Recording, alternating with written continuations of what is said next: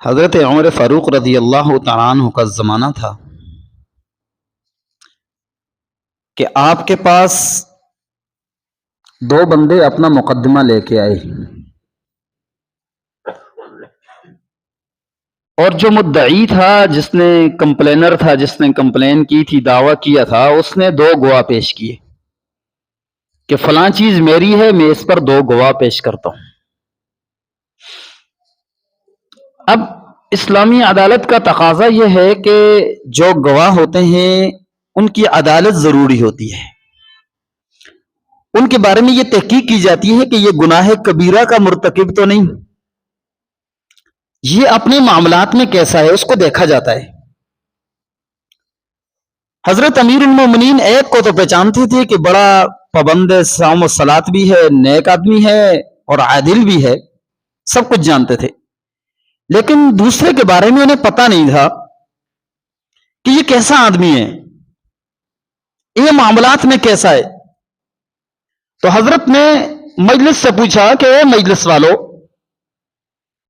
ہل منکم یعرف احد، کیا تم میں سے کوئی ایسا ہے جو اس بندے کو پہچانتا ہو؟ یہ جو دوسرا گواہ ہے اس کے بارے میں کسی کو علم ہے؟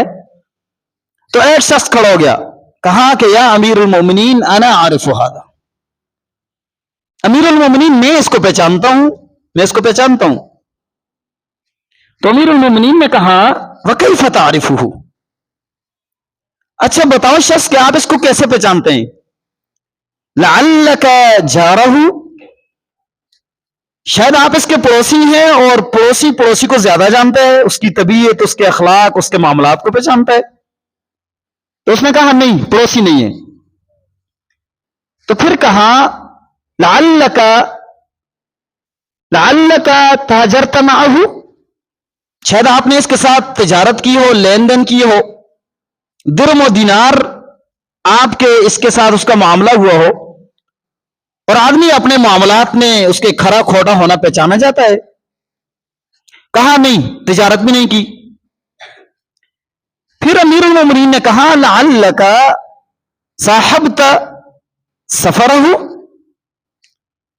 شاید آپ نے اس بندے کے ساتھ سفر کیا ہو، اس لیے کہ سفر لوگوں کی طبیعت کو اجاگر کر دیتی ہے، سفر میں پتہ چلتا ہے کہ بندہ کیسا ہے۔ کہا نہیں۔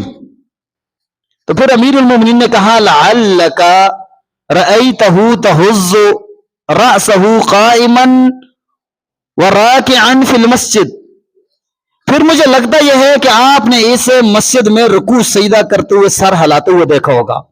کہا اجل یا امیر المومنین، ہاں امیر المومنین میں نے اس کو مسجد میں دیکھا ہے۔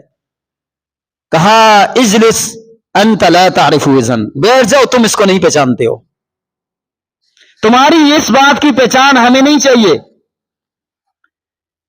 اب امیر المومنین نے گواہ کے عادل ہونے کو اس کی نماز اور روزے پر نہیں پرکھا ہے۔ کہا کہ جو بندہ تسبیح لے کر کے مسجد میں بیٹھا ہوا ہے، 5 وقت کی نماز پڑھتا ہے، یہ دینداری نہیں ہے۔ گویا کہ اس بندے کی دینداری کو نفی کیا ہے کہ صرف حقوق اللہ ہی دین نہیں ہے، حقوق العباد بھی دین ہے۔